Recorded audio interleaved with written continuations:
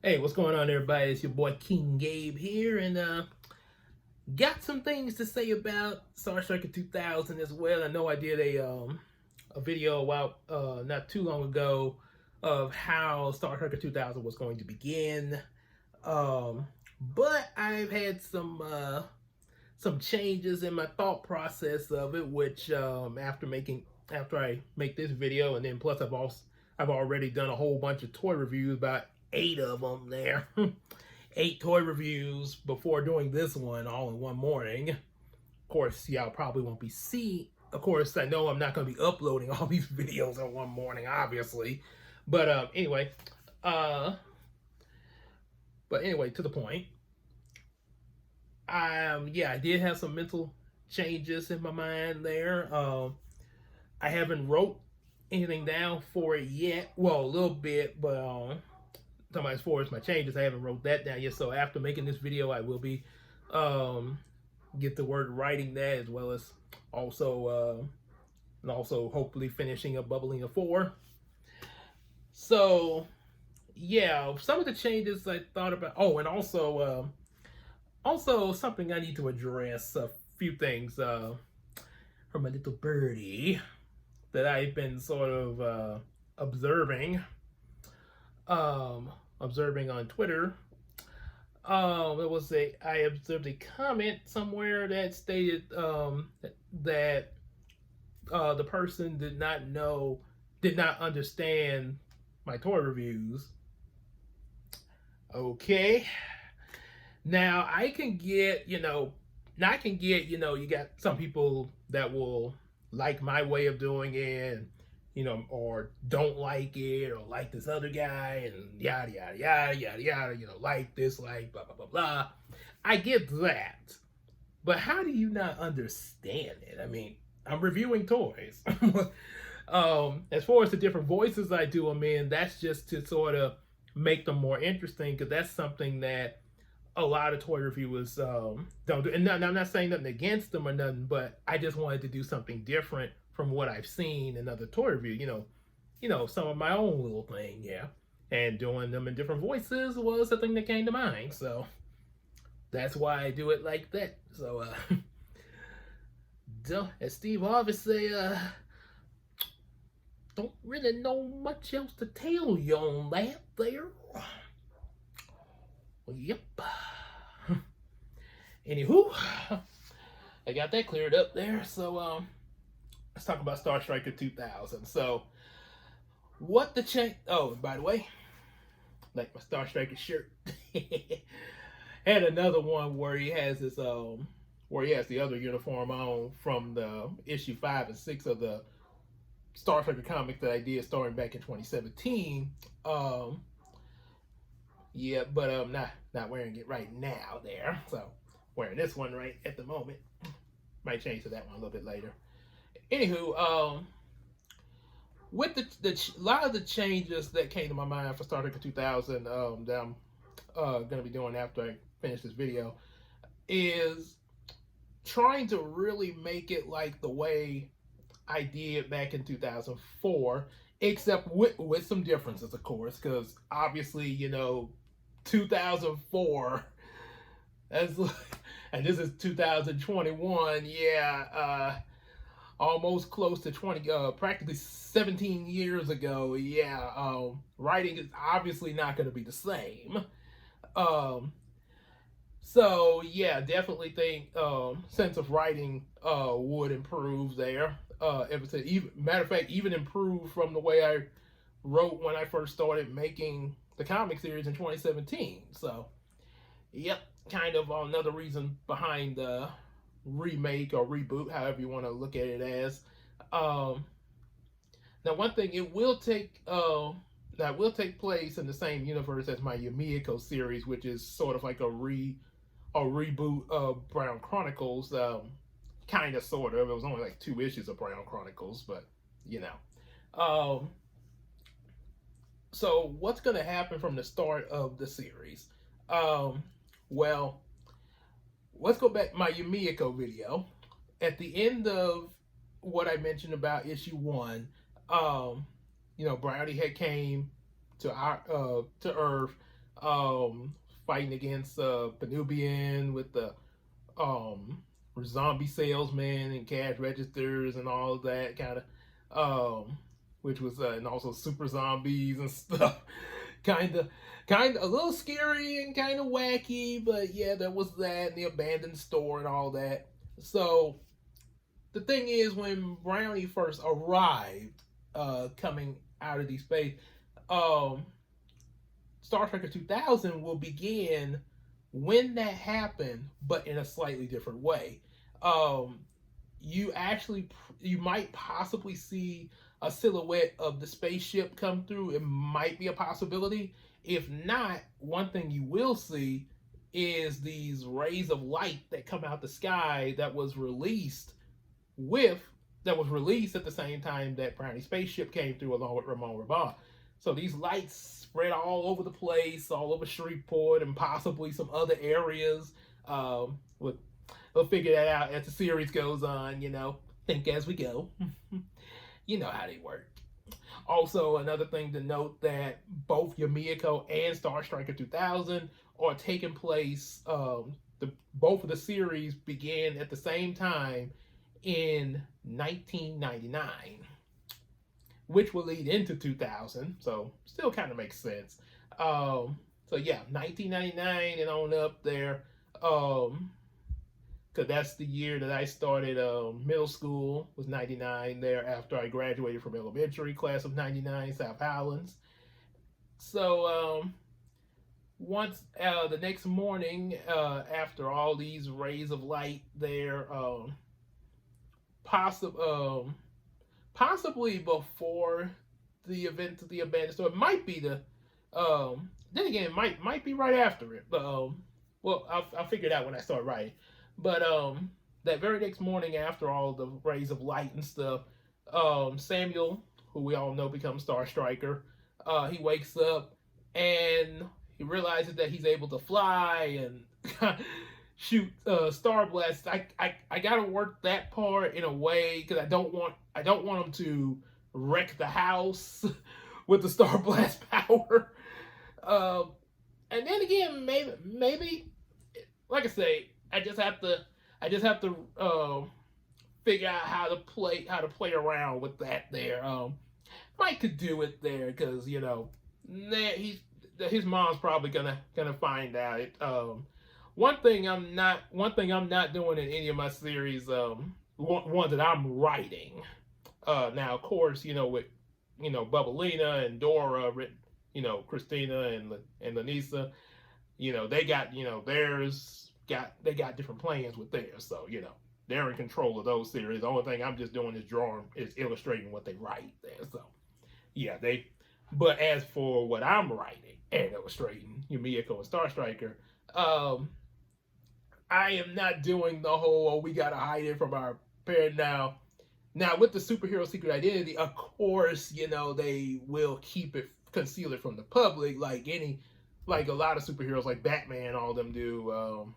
Well, except Batman has a tendency to talk to the ladies of who he is.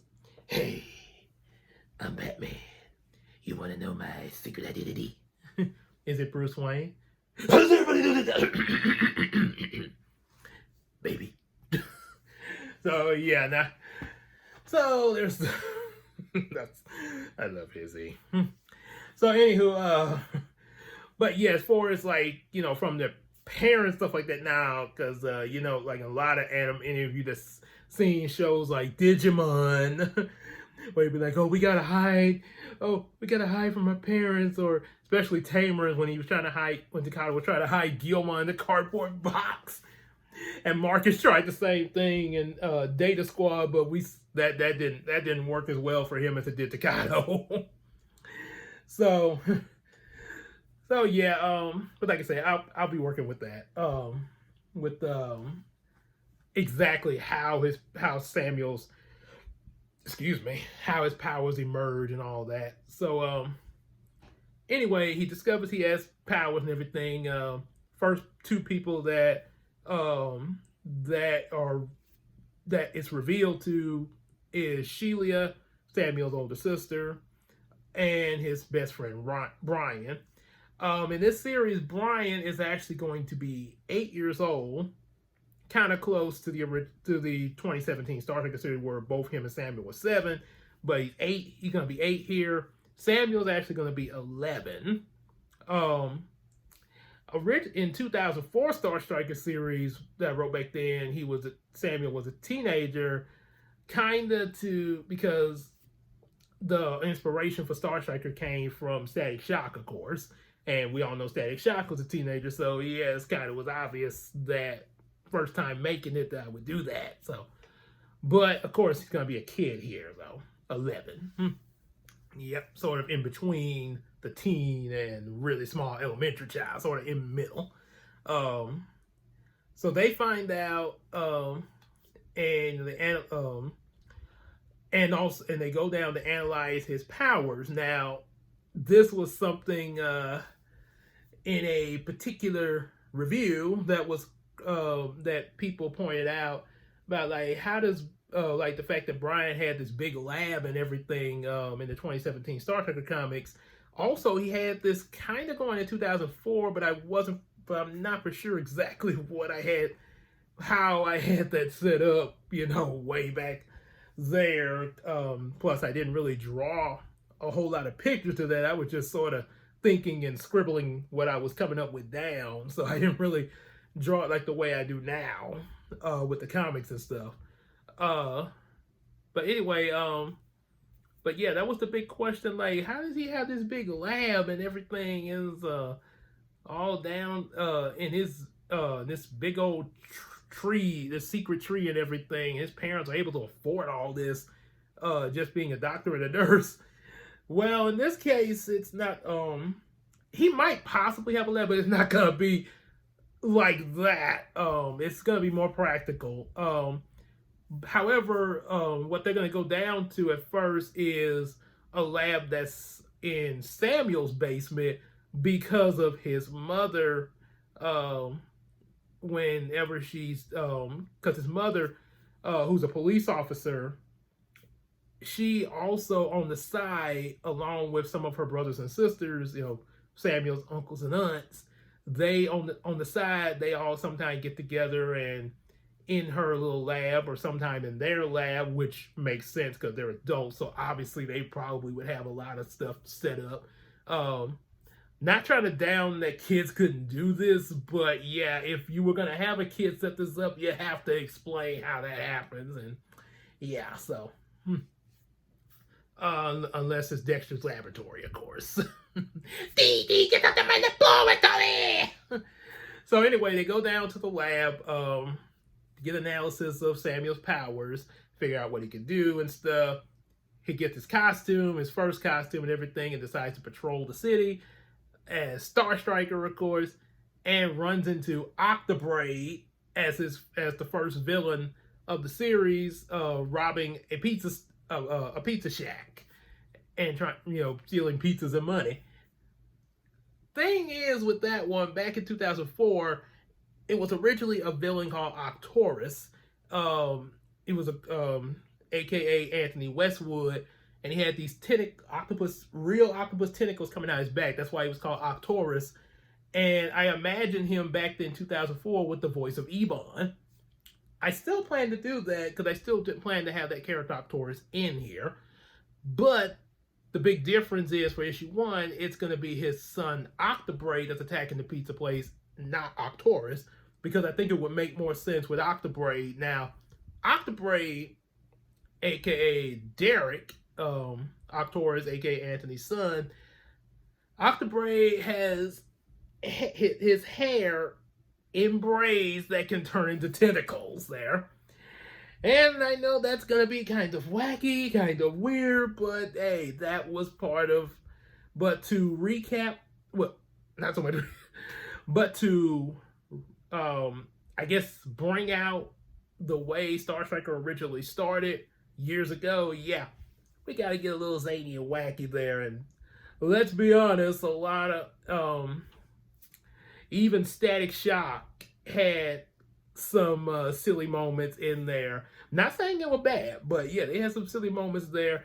Teen Titans, not Teen Titans Go, the 03 Teen Titans. Teen Titans had some silly moments and serious moments.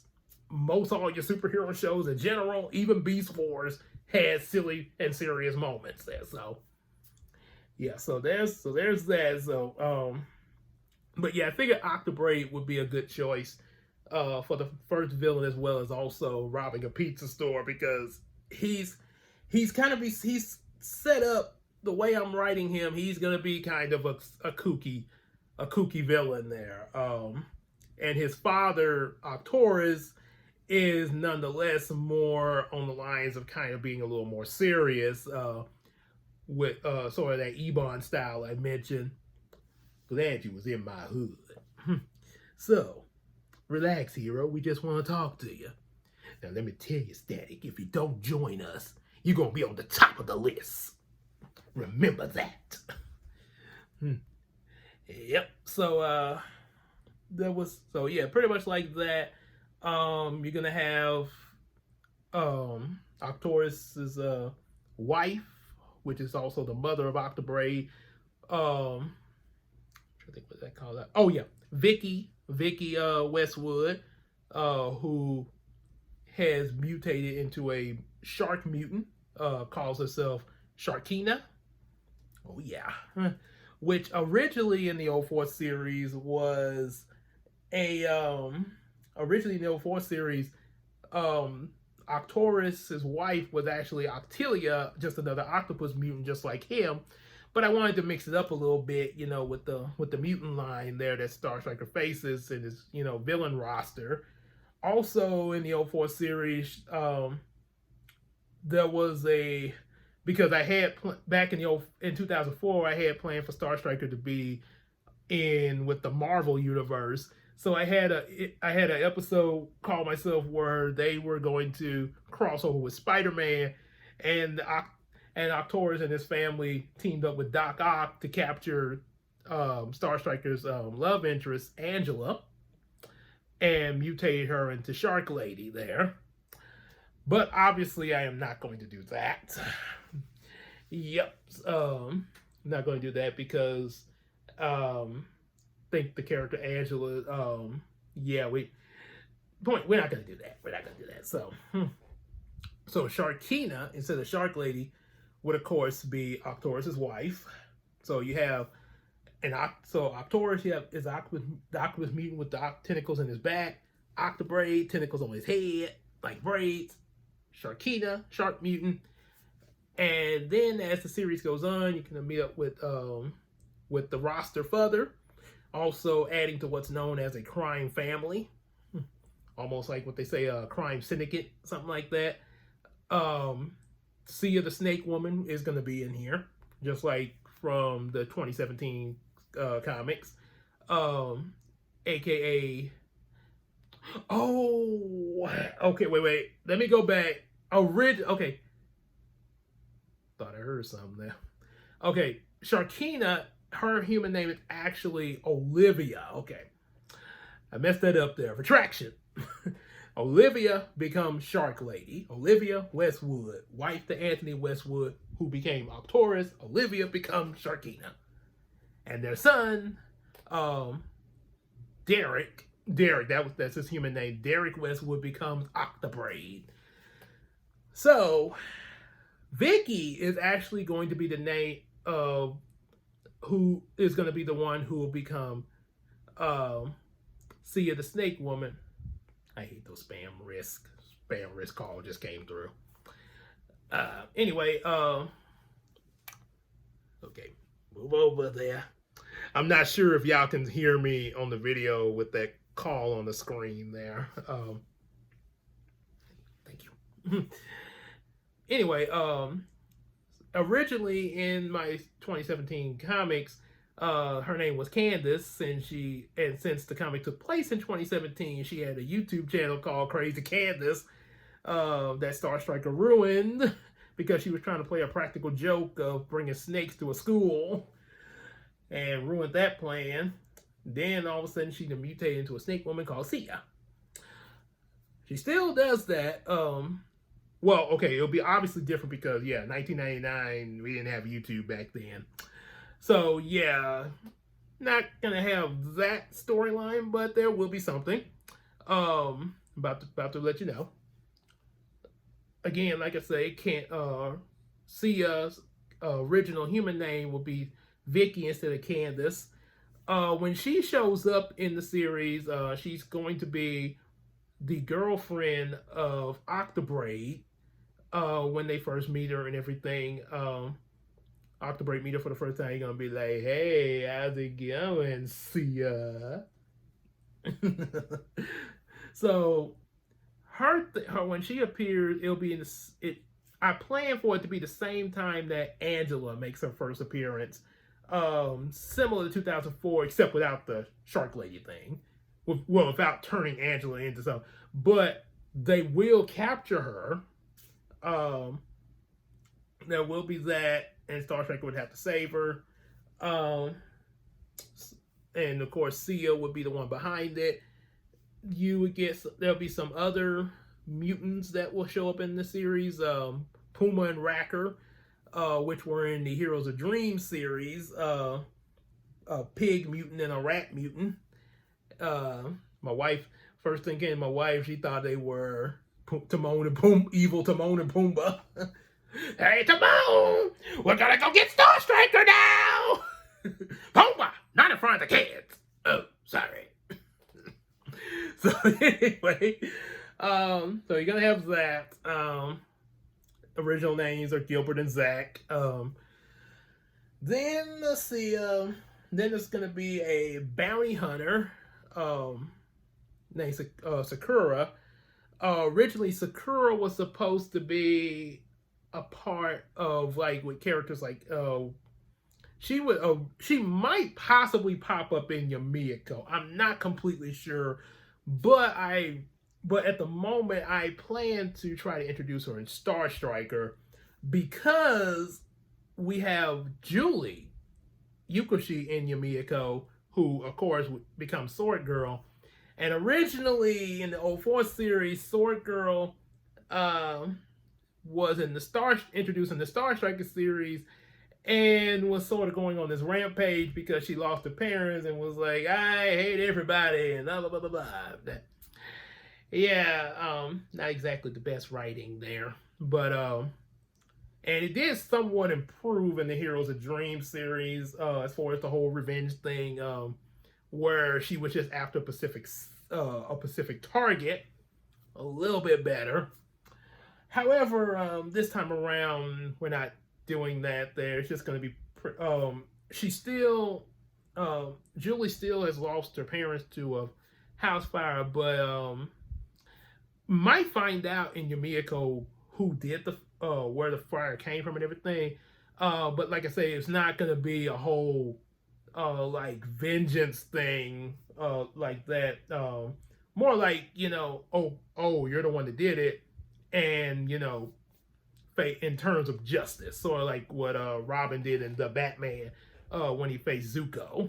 Yeah, he didn't kill Zuko. He just brought him to justice there so he could be arrested for killing his parents. So pretty much more like that. So since Julie is in Yumiko, which also brings forth Sword Girl in Yumiko, wanted somebody in that slot for the Star Striker series that would sort of have a real kind of no nonsense type of trait there, and that's where I thought of Sakura.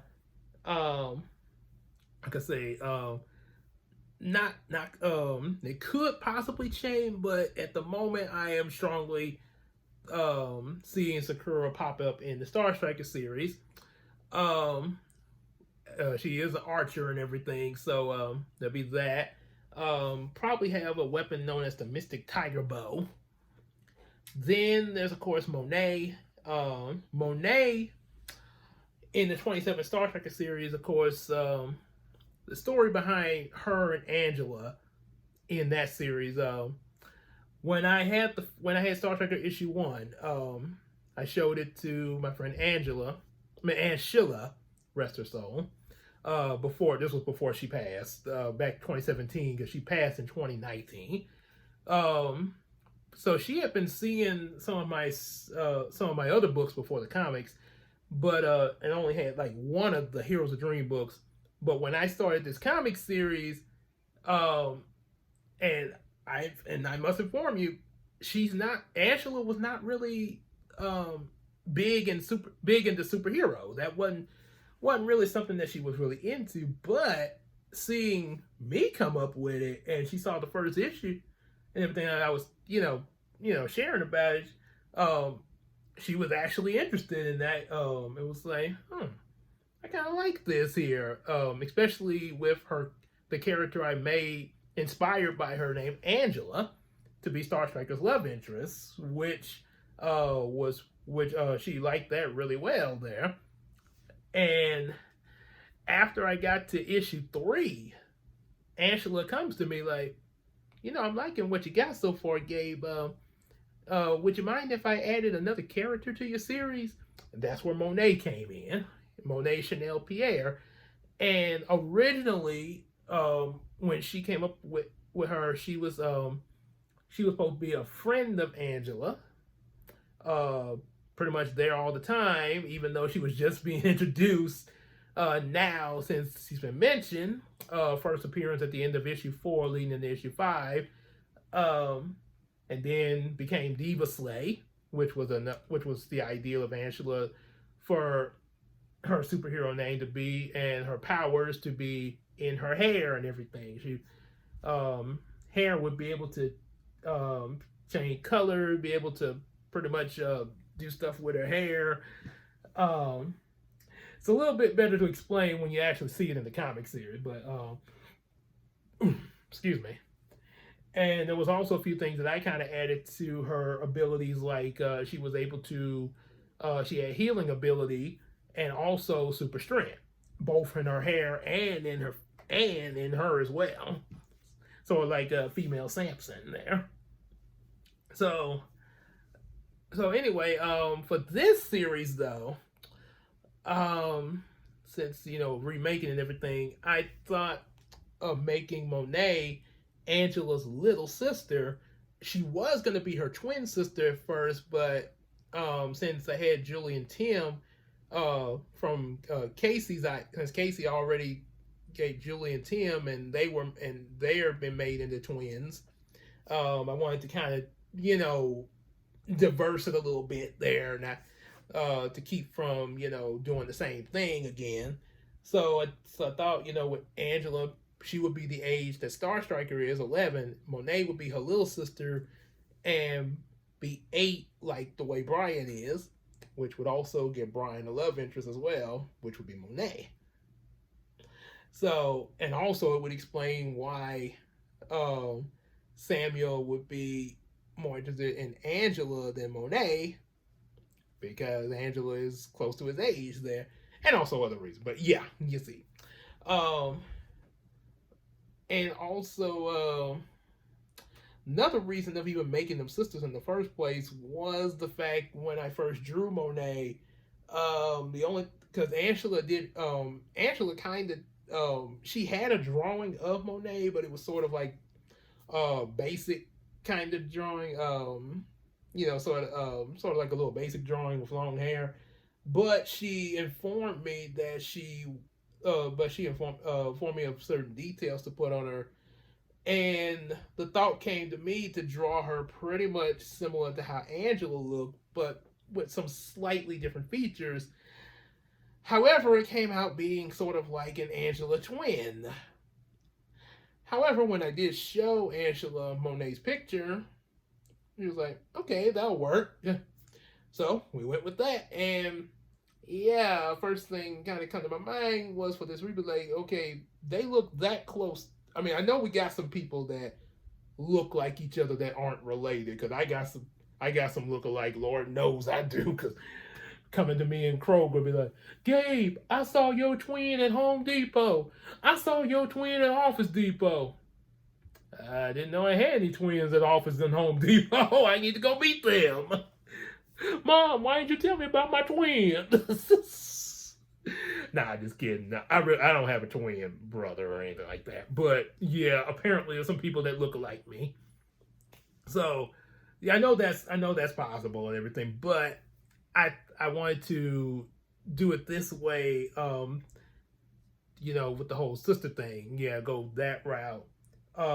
Also, because I never really introduced Monet's mother in the series, so I thought maybe that could kind of save on, kind of reduce the character because I try to keep my character list to what's necessary. Yeah, so thought that would kind of help with that there. So, yep, and Monet's character would be sort of really kind of hyped up, active, sort of like Webby from DuckTales there.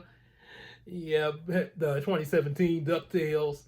Angela would really have a lot of Aunt Sheila's personality, pretty much like that. Real nice, kind of serious at times, but still a real nice person. Just polite and everything, just like Angela was, respectful. Monet, and don't get me wrong, Monet is pretty much the same as well, but but she can get a little hyped up sometimes, yeah. so so there's gonna be that, and of course there'll be some other characters as the series goes on, and yada yada yada, Elite the Dream League, blah blah blah. So, but until then, that's what I got for how Star Striker 2000 is going to start. So, this is officially how it is going to begin, and we'll just go from there. So, yep. So, so now I gotta get to work writing issue 1 of Star Striker because of it simultaneously connecting with the first issue of Yumiko. And as we get further, we will give you more updates. But until then, see you later.